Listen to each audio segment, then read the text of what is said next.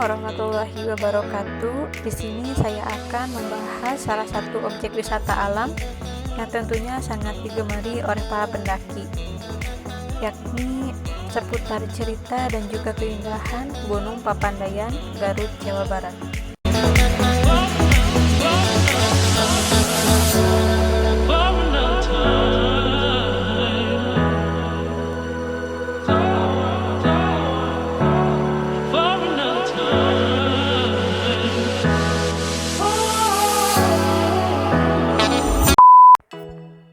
Siapa sih yang tidak kenal dengan Gunung Papandayan? Gunung yang terletak di Kecamatan Cisurupan, Kabupaten Garut ini sudah sejak lama menjadi salah satu gunung favorit yang banyak dikunjungi oleh para wisatawan, baik itu para pendaki gunung atau wisatawan konvensional. Meskipun gunung ini masuk dalam kategori gunung berapi aktif, namun pesonanya malah menjadi keunikan tersendiri bagi para pengunjung, khususnya mereka yang tinggal di wilayah Jawa Barat ataupun DKI Jakarta. Dengan kawah eksotis yang tak pernah berhenti mengeluarkan asap tiap harinya, membuat gunung yang memiliki ketinggian 2.660 meter di atas permukaan laut ini menjadi objek wisata menarik yang sangat layak untuk dikunjungi. Apabila ingin memberikan pengalaman mendaki gunung kepada anak-anak, cobalah membawanya ke Gunung Papandayan. Gunung ini terkenal ramah bagi pemula, yaitu mereka yang baru belajar mendaki gunung atau trekking di alam terbuka.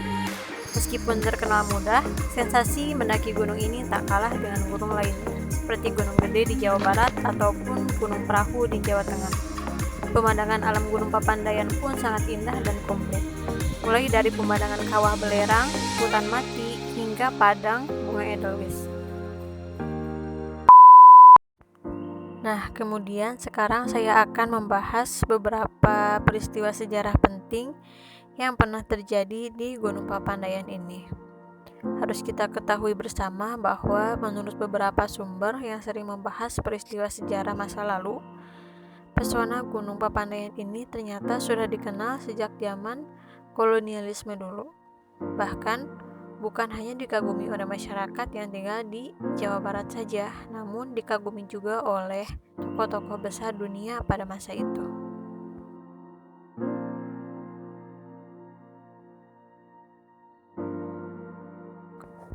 Seorang bangsawan yang memiliki ketertarikan pada Gunung Papandayan, dia adalah Pangeran Frans Ferdinand, putra mahkota dari Kerajaan Austria-Hongaria. Ditulis dalam jurnal pesan pada masa Hindia Belanda di Priangan 1869 sampai 1942. Kemudian dikatakan dalam banyak sumber, ia cukup kagum dengan keindahan alam Garut yang dikenal sangat asri dan juga dikelilingi banyak pegunungan hijau, yang salah satunya adalah Gunung Papandayan sendiri.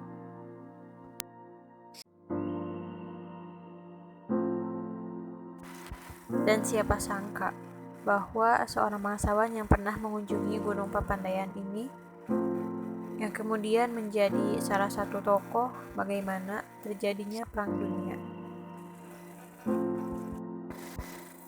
yakni pada tanggal 28 Juni 1914, yang kemudian menjadi hari yang bersejarah bagi dunia. Frans Ferdinand yang merupakan pangeran pewaris tahta Kekaisaran Austria-Hongaria telah dibunuh oleh seorang anggota kelompok nasionalis Serbia yang kemudian menjadi penanda Perang Dunia I. Kemudian tepat 5 tahun sesudahnya, yaitu pada tanggal 28 Juni 1919, Perang Dunia I berakhir.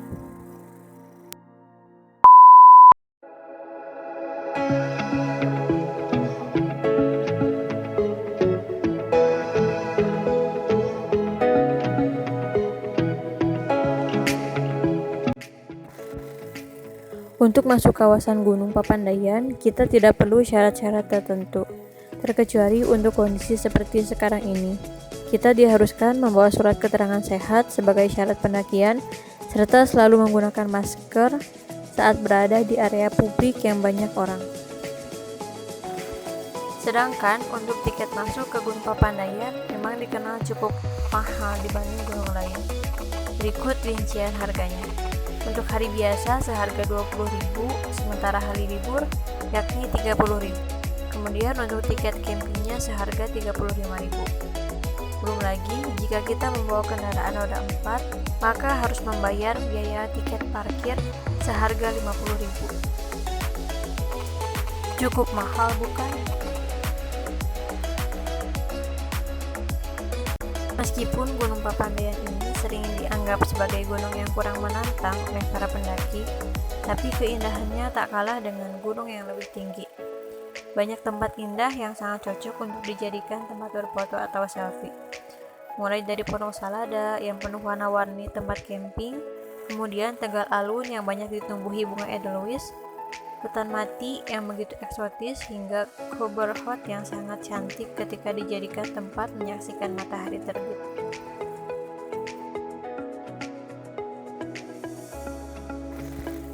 Jadi tak heran jika gunung ini memang sangat direkomendasikan untuk para pemula yang ingin mencoba mengenal kegiatan petualangan ini.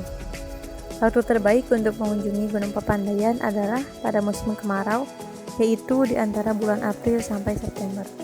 Di bulan-bulan tersebut, kita bisa melihat pemandangan terbaik dari Gunung Papandayan. Dan terakhir, mungkin Gunung Papandayan ini bisa jadi salah satu referensi tempat wisata yang bisa teman-teman kunjungi nanti setelah pandemi COVID-19 ini berakhir.